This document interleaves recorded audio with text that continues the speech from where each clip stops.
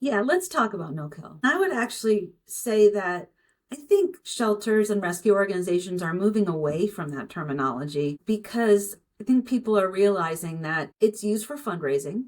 It definitely helps for fundraising, but what is no kill? It also paints our staff as killers. We're not. We joined this field because we want to place animals. We want to take care of them. And so it's very divisive. I actually have seen a trend of people saying, you know what? We're not going to use kill or no kill. We're going to use open admissions and limited admissions. And by the way, cities need both. Rescues need open admissions. Open admissions needs rescues. Isabel Klee said it herself. We need each other. One is not better than the other. We both work together with the same mission.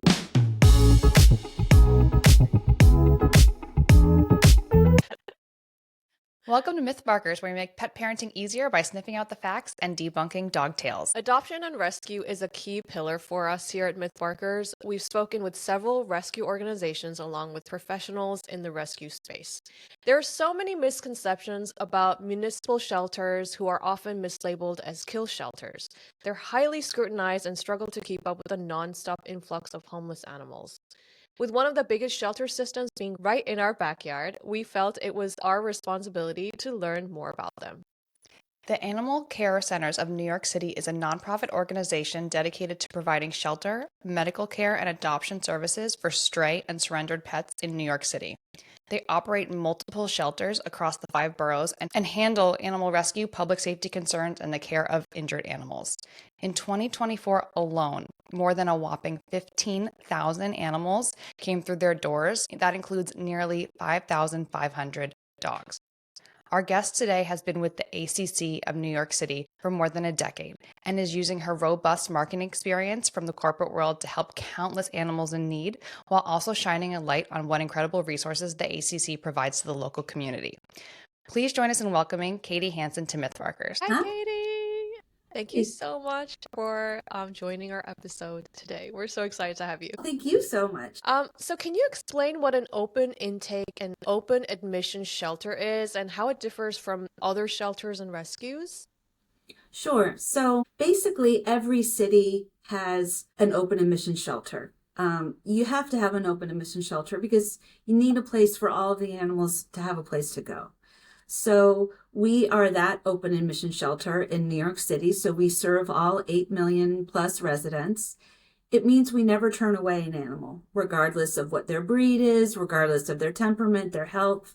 We never turn an animal away. And that means that we get a lot of animals. I mean, we get 15,000 companion animals last year, but we also got an additional 6,000 other kinds of animals, like birds and cows and rabbits and guinea pigs. And right now we have a couple ducks at our Queens shelter.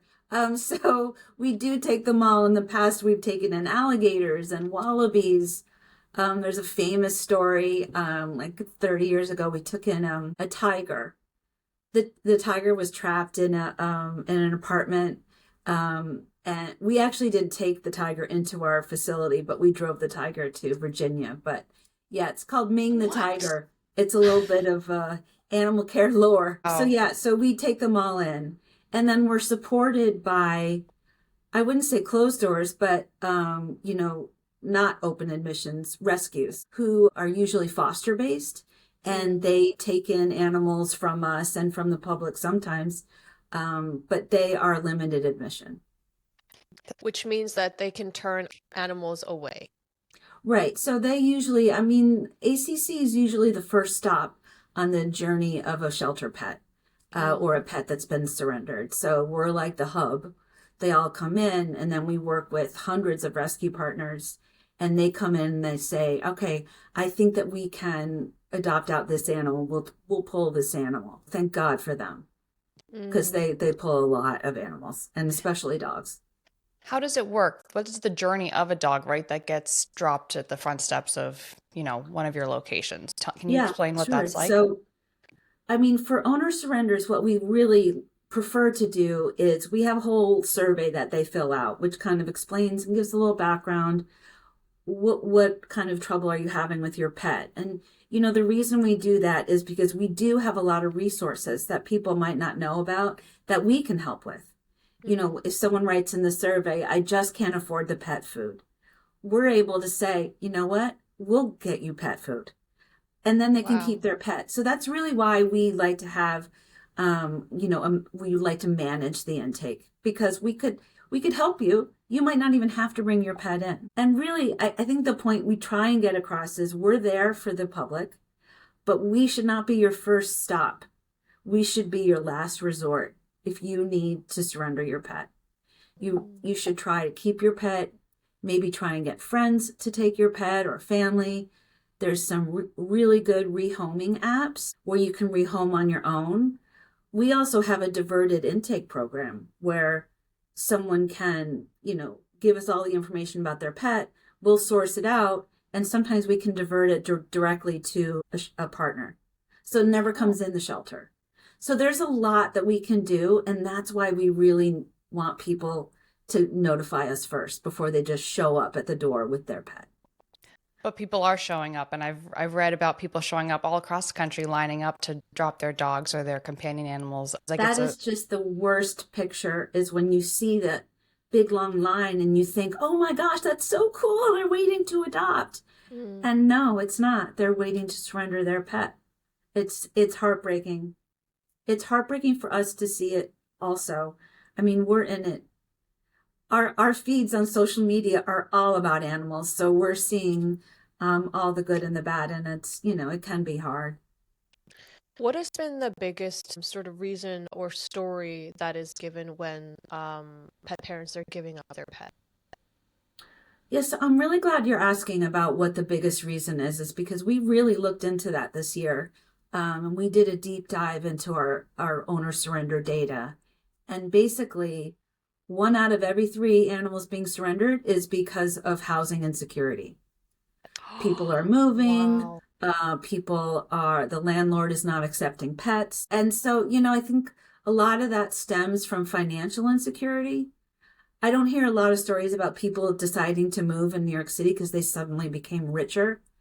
They're moving because they have to. They've lost a job, or their job hasn't been able to keep up with inflation, or they're moving in with family who might already have a pet, or they're allergic, so it's really housing insecurity. That is the number one reason. Number one. Do you think bully breeds and pit bulls are disproportionately discriminated against and in that population of owner surrenders? For sure. The bigger the dog, the bigger the issue, because a lot of landlords might even accept dogs, but only up to like 20 pounds. And, the large breed dogs, their heads alone are probably 20 pounds. Yeah. So it's really hard. And it's sad because that's not based on the temperament of an animal. It's based on size alone. So, yeah, it's hard. So the shelter is full of dogs, of large breed dogs, but also small dogs. I mean, there's a really big problem in New York City with landlords not accepting pets of any kind. So our shelter is full of animals that are large breed, small breed, medium breed, which I guess it's sort of the silver lining. If you have a lot of animals, you have a big choice for people that are looking to adopt. But that silver lining comes with overpopulation. But adoption's also been a little bit slow. I work in rescue as well, and I've seen, the slowing in general. And it seems like the increase of cost of care and vet care and food supplies, it's expensive to have a pet. Not everyone has that luxury.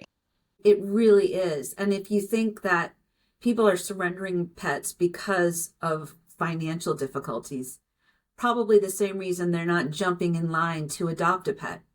If you're insecure about your financial situation, you're not going to bring in another commitment that will cost money. Even though I would say to most people that, dogs are much cheaper than therapists, and right? Personal they trainers work the same. Take you on walks.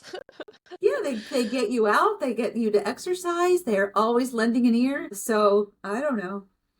I couldn't agree more. From like a legislation policy point of view, given that the family dynamics of people, like families are just looking different, a lot of people are opting to have pets, maybe also because of economic reasons. Do you think there is a way that we can encourage change in policy within the state of New York to allow more dogs, or is this just logistically very complicated? I think the complicated aspect of housing in New York City is that there is such a small amount of available housing. So Mm. landlords really are in control. I haven't been involved in housing policy that much, but I would say that the landlords really basically can do what they want in New York City. There's like a less than 3% vacancy rate. So they don't need help from legislature to find new tenants.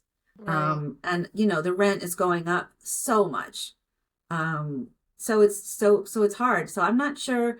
I think legislation, I know that the city's working with Governor Hochul to try and figure out ways to make insurance companies not deny based on breed or size. So that could be really helpful. That would be huge. Mm. So yeah, I think everyone's trying to do what they can, but I'm not sure that trying to strong arm a landlord's going to work in New York City. Yeah, I guess the motivation for them, like it would be like, so we have more dogs adopted, and whether they will care is at large. Right. And I think it's strange because for landlords, if you have someone that has a pet, they already are showing that they're responsible. Right. So why wouldn't you want a pet owner? That's a really great point. They're taking on the responsibility of another life. Yeah. So wouldn't that kind of elevate them in terms of, paying bills on time and taking care of another being? That's what Mm, I always say. So that's a valid point. So Uh, I want to go back to the top. 5,500 dogs came through the system nearly last year. A large portion are animal surrenders. Where are the rest of the dogs coming from? So it's about it's about half and half, owner surrender versus stray and abandoned. And interestingly, what we're finding, especially with dogs, is dogs are being abandoned. They are not altered. They are not microchipped, which leads us to believe that they're not coming from reputable rescues. All the rescues that we work with, at least, are they do all of that. They alter the animals, they microchip them, but these animals have none of that. And they're around 3 to 4 years old, which Hmm. seems like backyard breeding, right? It's sad when they're abandoned. They're tied to a pole, and it makes me think, well, you cared enough to tie them to a pole because you didn't want them to run free, right? Get hit by a car maybe, but you didn't want to go that extra mile to bring them to the shelter. Because in owner surrender, we get so much more information about the animal. We're able to know maybe they have been altered. They just didn't have the tattoo, female, of Right. course. So knowing more about a pet's history helps us place them faster. mm, So abandoning your pet, and by the way, it is illegal. It's not just inhumane, it's illegal. It really isn't the best option for your pet. yeah, for anybody really. So what are the legal ramifications of backyard breeding as well as abandoning an animal? I think there's legislation about backyard breeding, but ACC on its own doesn't have law enforcement capabilities. Okay. So, there are times when people are like, why didn't you go and seize that animal? We don't have that legal authority to Mm, do that. So, I'm not sure about the enforcement of those types of laws. Sir, you have to rely on like the police the force, I police guess? Other force or like agencies. other agencies that are funded by Mm, the city to help, even if Yeah, you're and I aware know of things. everyone's trying to crack down. Right. Justin Brannon, who is a council member in Bay Ridge, passed a law about backyard breeding. I'm just not sure how hard it is to enforce that. yeah, that's If been someone is breeding in their home, yeah. it's not always easy to just bang on the door and say, "Hey, are you breeding?" Yeah. Yes or So, no? nope. Yeah. Yeah. We've heard the enforcement part is a challenge in various parts of America. Even when there is a system, having the team to enforce it and just in general, there's not enough support, I guess, for these things to flourish and for there to be like a robust way to make sure that this is not happening. Yeah, So you really have to count on neighbors and the mm, public. If you see something, say something. right. And when you think about all the human services that are needed across the country, and many of the human services are getting cut with the new administration. So, it's a hard balance. It's a hard Yeah. balance for elected officials, I think. So if a neighbor spots something, do you think they should call 311? Oh, they should call 311, definitely. I Okay. mean, that is one thing I will say. The 311 system in New York City is top notch. Yeah. Um, like For they write those, everything down, they follow up on everything. Yeah. So 311 is yeah. I mean, it's a really good system. It's I a will good say that. tip. You can also go online on 311. You can go online and fill out something if you're nervous. It can be Okay. anonymous. I mean, if you see something, say something. Yeah. This is fantastic. I mean, at least if there's like awareness and public PSA and the people can help, I think that could make a huge difference. And I mean, it doesn't necessarily mean that something will happen. Mm, You could say, oh, they're backyard breeding, and that will go in the record. I'm not saying that something will happen right away, mm. but they pile up. You get enough people writing something, and then, it reaches the right path. Although I will say, if you see animal cruelty, you need to dial 911 if you okay. see it happening. That's the Um, distinction. When it's like a more of an emergency, you just call 911. yeah, yeah. Great. And back to, I'm trying to imagine this funnel of the dogs and how do you handle such a massive flow? It seems like it's nearly impossible to keep up.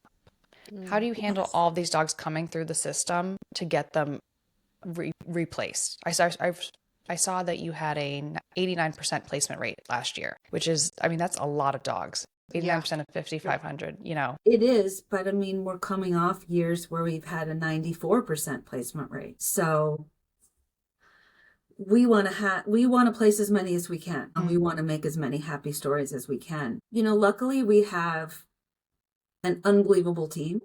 What kind of person works at an open intake shelter? It's the kind of person that wants to make a difference.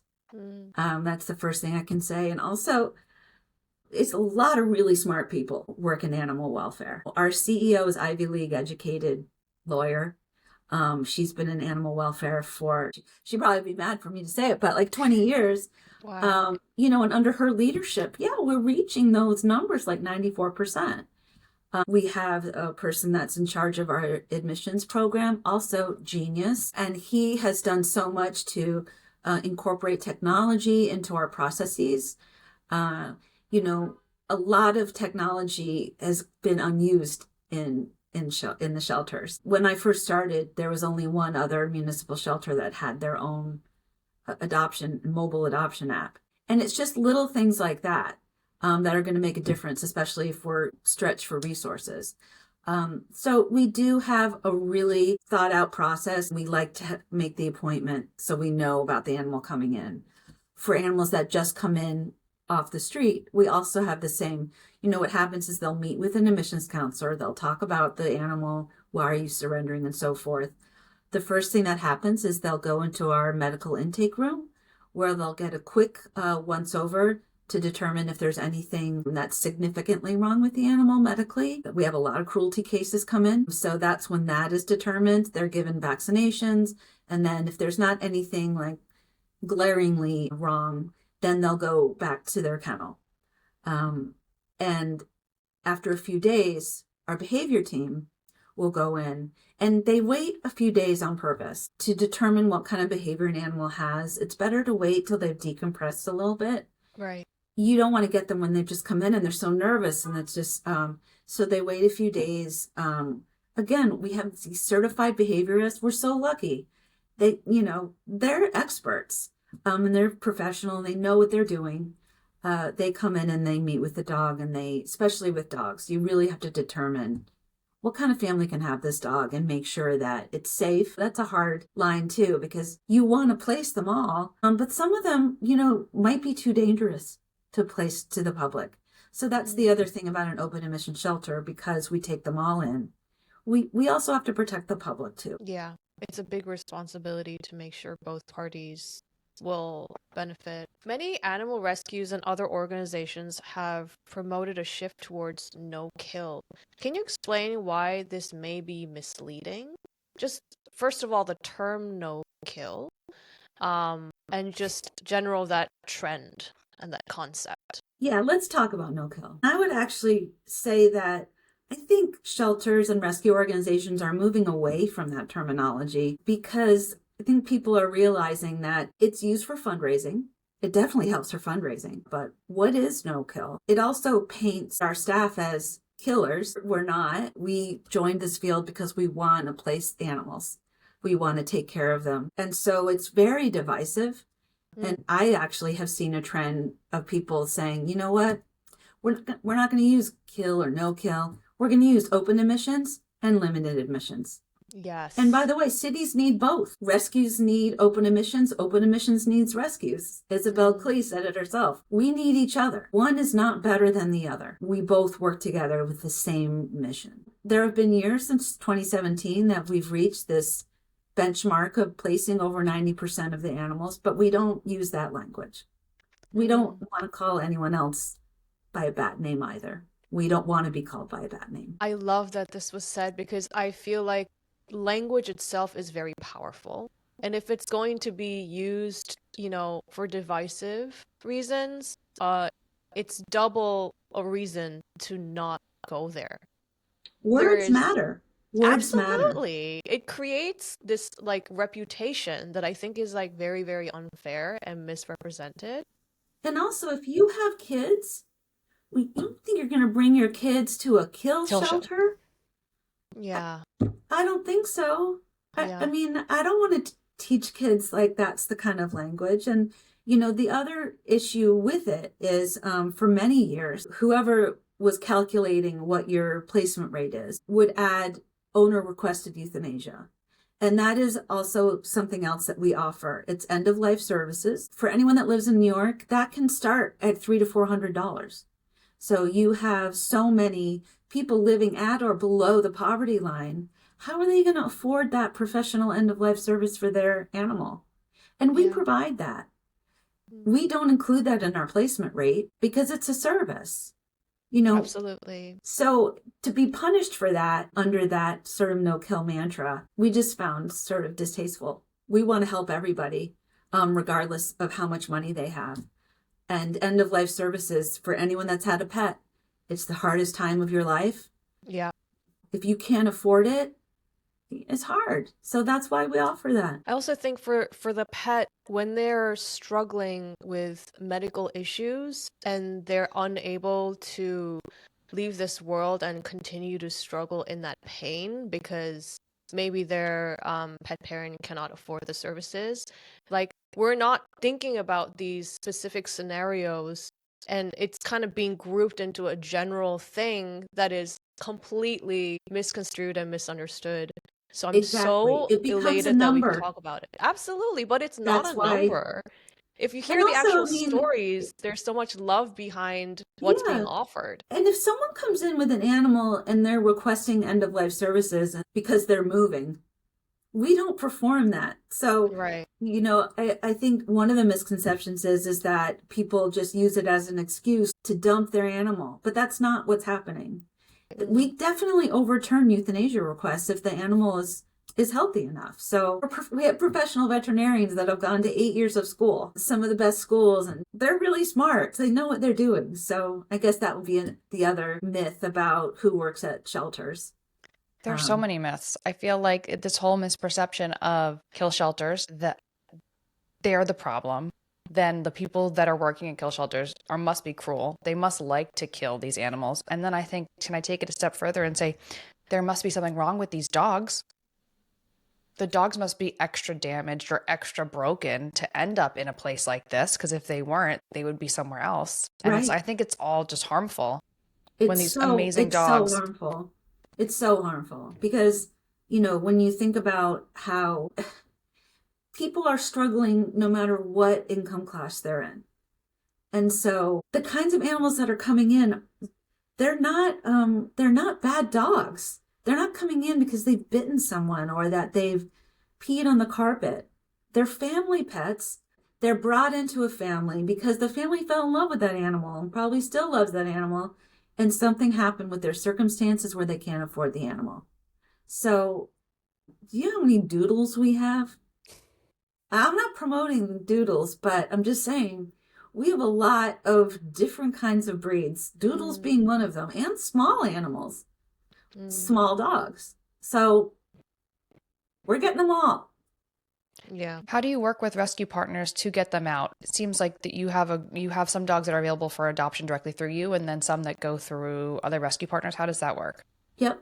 So a lot of times dogs will need like a sort of midway between being directly adopted and leaving the shelter. And that's also why fostering is so amazing. So we work with rescue partners for animals also that have maybe some behavior challenges, but not all of them. We send out first alerts to all of our partners. These are the animals that come in. There's a lot of rescues that are breed specific, like Cocker Spaniels. They all go to abandoned angels. So there's definitely breed specific rescues. And then there's rescues that just step in when we need them so much. Muddy Paws, Korean Canine, Posh Pets. I'm sure you've read about a couple of the huge cases that we've had. We had the 50 Belgian Malinois. We had the 100 small breed. Before we even sent out the plea, Korean Canine was at our door. What can we do? Who can we take? How can we help? So when you build relationships like that for over years and years, that's what we get. It's like they're calling us. What can we do? How many cages do you need? Right? So it's it really has evolved. It was started by someone named Jane Hoffman, who worked for the Mayor's Alliance for Animals back in like 20 years ago. She started the New Hope Partner Program, and it just flourished. So now we have like 200 partners. That's fantastic. And a lot, some people will say, well, they're not pulling enough. And it's like, look, even if they pull one, thank God for that one. So, there's not those kind of limitations that everybody wants. Like, you should make them. Listen, we're glad they take one. Yeah. And then for the ones who take a lot, like ASPCA, obviously they take in a ton. And other groups that take in a lot of animals, we're really thankful. I just got one. I just fostered my first ACC animal recently. I work with SNAR on Northeast. Oh, okay. And I had the most beautiful German Shepherd puppy who came in. And she was sick, nice. So she needed a place to land while she could rehab safely in quarantine. And it was like the best. I'm like, oh my gosh, we have to do this again. And I know. Is that Courtney? Yes. And SNAR, we're in New York State, and I think there's an internal struggle. I don't want to speak for the rescue itself, but I see it a lot there's so many partners asking for help, and we're all struggling at capacity. All of our adoption centers and shelters are full. Adoptions have slowed. How do you handle that, with there being such a problem in New York, and maybe that's not as well known as maybe other parts of the country where it's known that there's an overpopulation issue? You've hit a sore spot with me. Yeah. And that is the transportation of animals from the South into New York City when we are overwhelmed and struggling. There's thousands of dogs that get shipped in each year. And it's hard. I mean, pet overpopulation is a problem everywhere. It's not just New York City. And I know that, if you're a rescue that has been working with Southern shelters, you see those little faces looking up at you too, and you want to help. So it's a hard balance. Because from our standpoint, it's sort of like, oh no, we have so many, especially if people are shipping in large breed dogs. That's really that's the kicker for us. We get the puppies and so forth. But listen, animal welfare is global. Everyone has problems. And, I think the South has historically had the biggest overpopulation problem. It doesn't seem to ever get better. I'm not sure that transport is the answer, but it's the answer for some groups. And so So they're helping dogs from out of state. It's okay. They're still helping dogs. Like, we can't dictate what someone's mission is. But I think that all the press that we've gotten recently has helped to open eyes to be like, oh my God, wait, we have an overpopulation problem too? Yeah. It's like, It's surprising and shocking because I don't think it's been talked about recently. So people are like, oh, there's a need here in New York or Connecticut where I am. I'm like, yeah, oh, right. Because the Northeast has traditionally been the place that takes the ones from the overpopulated areas. Right. But, people have said things like, well, you have 8 million people, so you have 8 million adopters. And it's like, It's not how it works. that's not how it works. Right, exactly. Yeah. what do you think is the solution or a solution to this problem? Maybe I'm setting you up with a softball right here, but Oh my God, you're not setting me up with the softball. no. Okay, so what do you think would be a solution to help this overpopulation issue if we can't adopt our way out of the crisis? Well, spay neuter, for sure. And that is assuming people want to spay neuter. Like, there's definitely that. There's people that don't want to spay or neuter. They don't even know about it. So how can we get in front of those people and say, hey, it's better for your animal if they're altered? Because some people don't know. They inherited this dog from their friend and they raised it and it had puppies. Oh, it's so cute. So I think just getting the word out about how important spay neuter is one thing. Also, how are we going to get the doctors to do the spay neuter? There's a shortage of veterinarians. Yeah. So we could have a spay neuter spayathon in Javits Center, but how would we staff it? There's that whole private equities buying up the world, and That's part of the exactly world where they're I was buying gonna up go. is vet practices, and that's Yeah. really disconcerting. It's Because the hard prices are just gonna go up on every single because part of they'll pet have a care. monopoly and they Yeah. can charge whatever they want. We work with a lot of smaller vet partners that help us a lot. Heart of Chelsea. They do like all of our dental work. So we try and promote the smaller ones as much as we can. Yeah. And I don't know what the answer is. I think that this is going to sound so like Pollyannish, but I think if the nation felt more secure financially, it would trickle down to the animals. But the world is feeling financial strains and emotional and spiritual strains right now, and so it's hard on everyone. Mm. I don't know what Yeah. the answer is. I We're- wish I knew. We're Spay- big believers in spay and neuter. Yeah. Yeah. Anyway, that's a whole Hopefully other we'll talk about podcast. this on this episode, and we're going to start some sort of inception over to the doctors and other pet lovers. Well, or make them Make them more affordable. accessible, because I adopt out a lot of dogs, and if they're not fixed and they go to their private practice, it is an arm and a leg to get your animal fixed now, and that's a And it barrier. takes time. Mm-hmm. So like part of some of the people that complain about us say, well, your intake is lower than it was in 2019. And that's true. Our intake for dogs is 16% lower than it was in 2019. However, the length of stay is much bigger. So it's not that we're getting tons and tons more animals, they're just staying longer. And if they're abandoning animals, we don't know whether they're altered. Most likely they're not. So then they have to stay in the shelter longer because they can't be adopted out until they're altered. They can't be placed to the rescue until they're altered. So, there's barriers to getting them out of the shelter that are inherent when there's a high population of abandoned animals and when there's, a low adoption rate, not through any fault of ours. We're trying. We're trying. We extended our adoption hours. We have adoption events every weekend, but people just aren't adopting. What is the average stay? Do you know that? Like, how long are dogs staying now? Like an I average? want to say it's over 20 days, Oh, wow. which might not seem like a lot to people, but in 2019, it was between 5 and 6 days. Oh, wow. So it's very significant. And then you have some that sit for longer periods of time Oh my with God, no we've had interest. this dog, Miss Missy. She's been here for over 420 days. Wow. So she's gotten to the point where it's sort of like, okay, well, this is what my life is. So she's adjusted.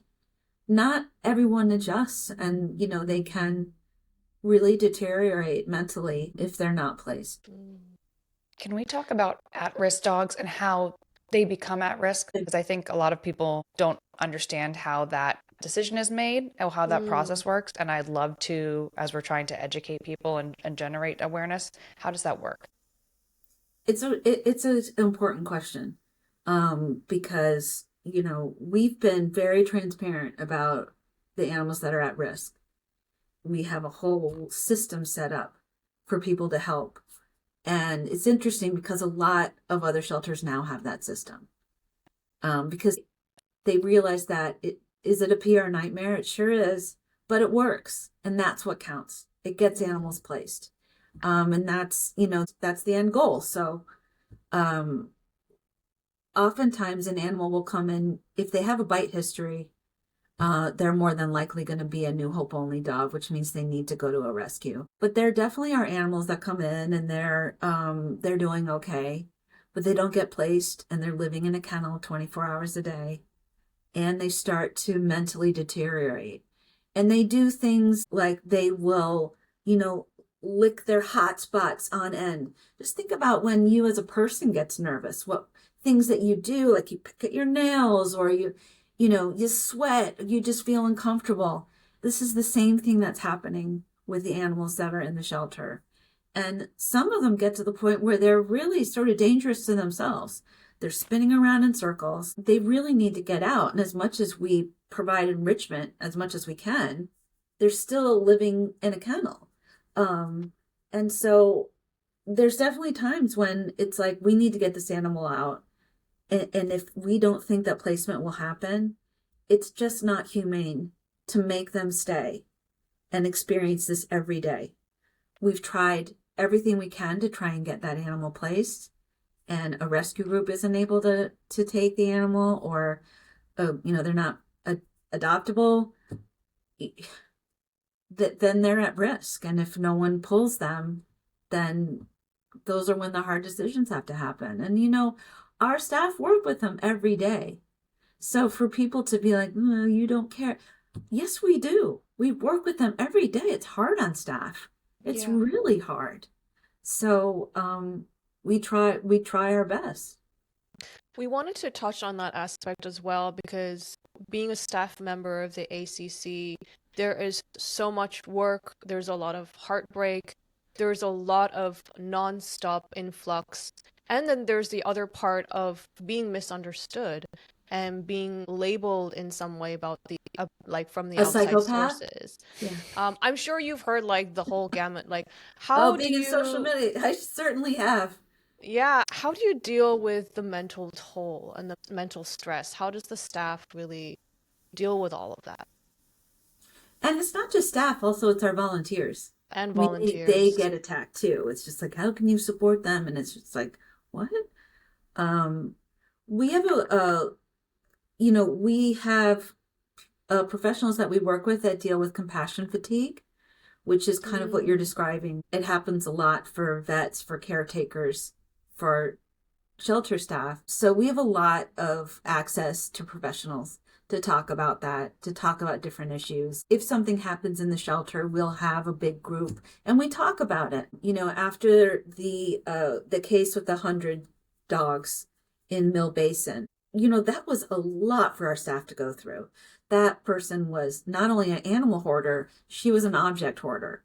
So it was walking around, you could stand on the ground and it was filled with so much garbage that you could touch the ceiling. So our staff had to go through all that, and they found animals that weren't alive. So we actually did a town hall where we all talked about it, and where we could ask staff questions and what was this like, and it helped to talk through a lot of it. I mean, with that particular case, every staff member did something. So it was like everybody just coming together, which, there is that adrenaline and there is that bonding that you do with other staff members over shared experiences. But again, our staff is so nice and they're just so smart, and they're there to help. That's at the yeah. basis. And there definitely is sadness. There definitely is sadness, but there's also the excitement of when an animal's adopted, when a long stay goes to a rescue, when a rescue comes in and then they scope out, like a couple weeks ago, a group from Every Last One Rescue, they all came in and then we were able to bring out the dogs to have them meet, and then they chose the ones, and it was just so fun because you knew that the dogs were going to go to a good place. Yeah. So there is that aspect. Or if you see a dog that's struggling, and then, our behavior team is made up of really experienced people. They are training the dogs to have leash manners, to obey commands. Because some of them have never been outside. So it's a lot of work, but the dedication of our teams is just like, it's pretty amazing to watch. Yeah. And I think that makes it easier when the people are like, oh, how can you work there? It's like, really? How can I work there among the brightest and most compassionate people that you'll find in New York City? Yeah. Pretty easy. Who are there, like, out of the love of their hearts to help animals that can't help themselves. Yeah. We have Yeah. a really good organization. We just really do. And the Queen's Shelter is, it's, I don't know if you guys have had a chance to go there, but Not yet. it's so beautiful, and it's so beautiful for the animals and for people. And it's just airy. It's really what you want for every borough, and every borough soon will have it. So, it is a hard time right now, but there's good things on the horizon. The Bronx shelter will open shortly. The Brooklyn shelter will open shortly. And then every borough will have this fantastic shelter.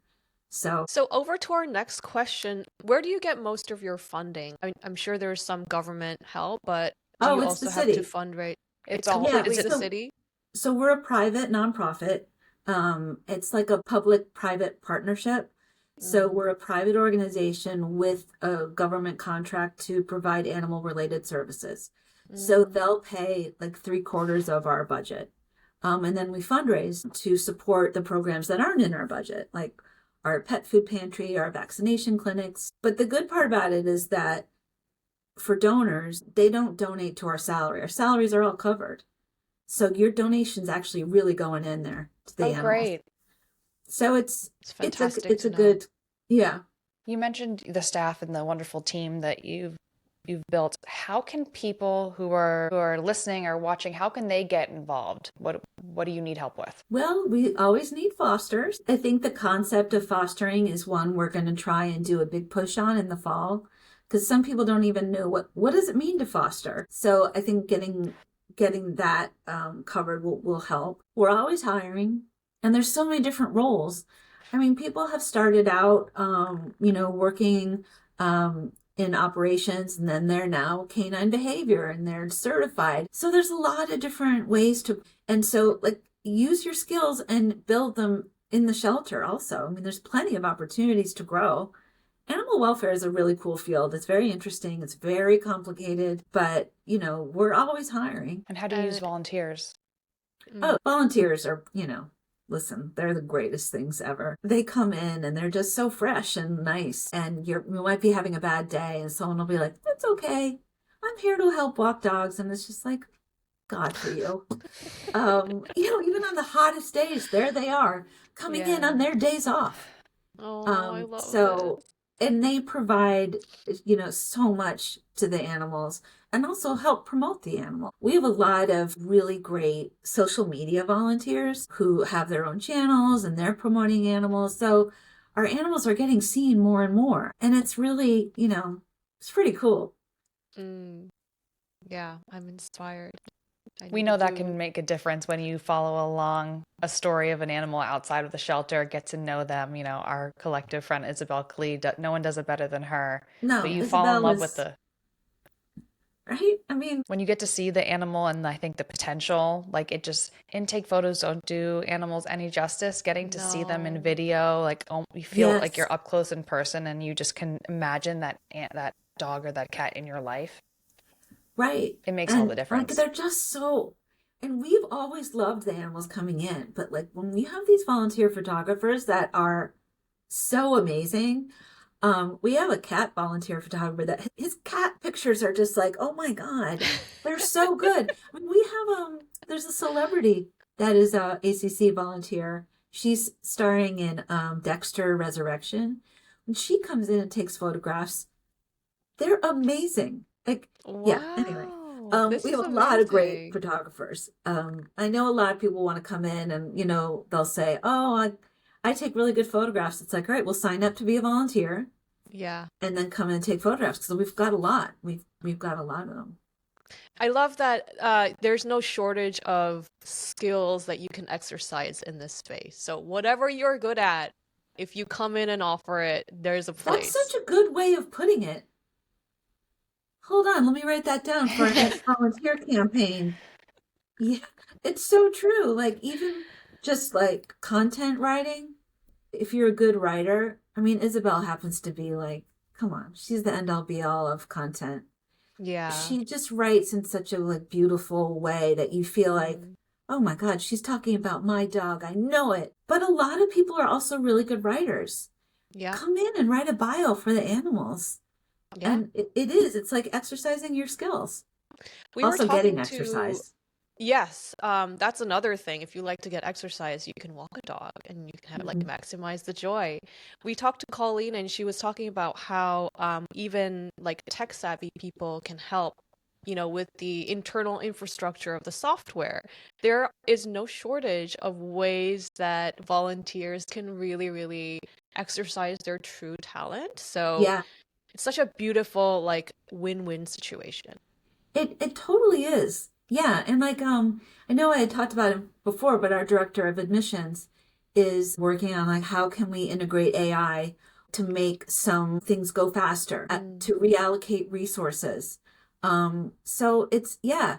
I mean, I worked with a volunteer to create the adoption app, the mobile app. Amazing. So yeah, there's no end. Yeah. Yeah.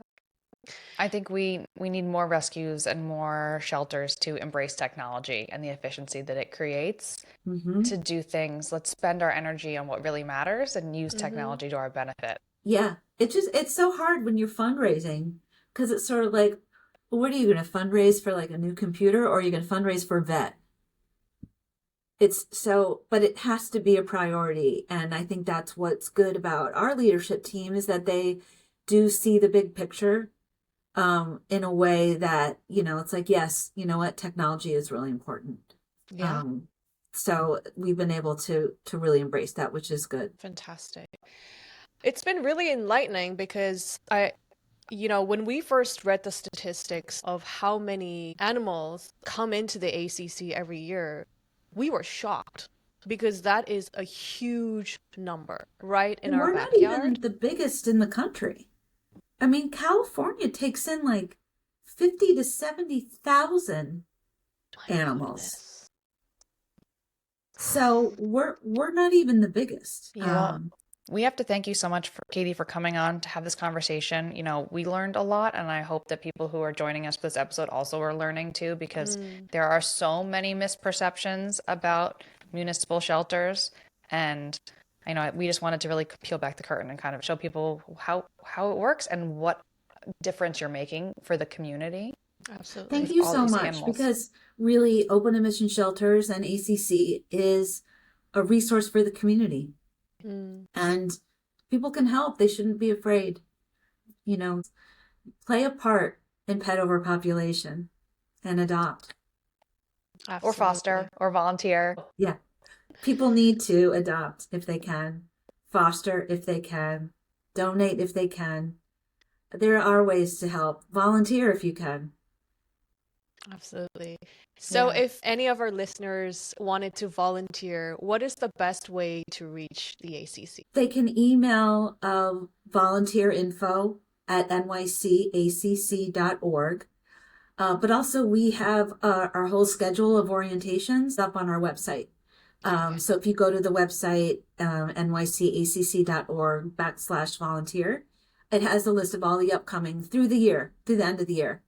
and sign up Wow. for that. So it's very direct, very easy, and extremely organized. So we can make that happen.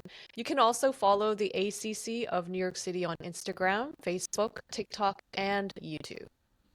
Thank you, Yep, Katie, so much. our handle is NYCACC. Perfect. Katie, honestly, I've learned so much today, and I'm so glad that you could shed light on really all of the beautiful work that the ACC does to support animals, and to break the misconceptions so that people can really understand what it is and who are the people that work there and what their mission is.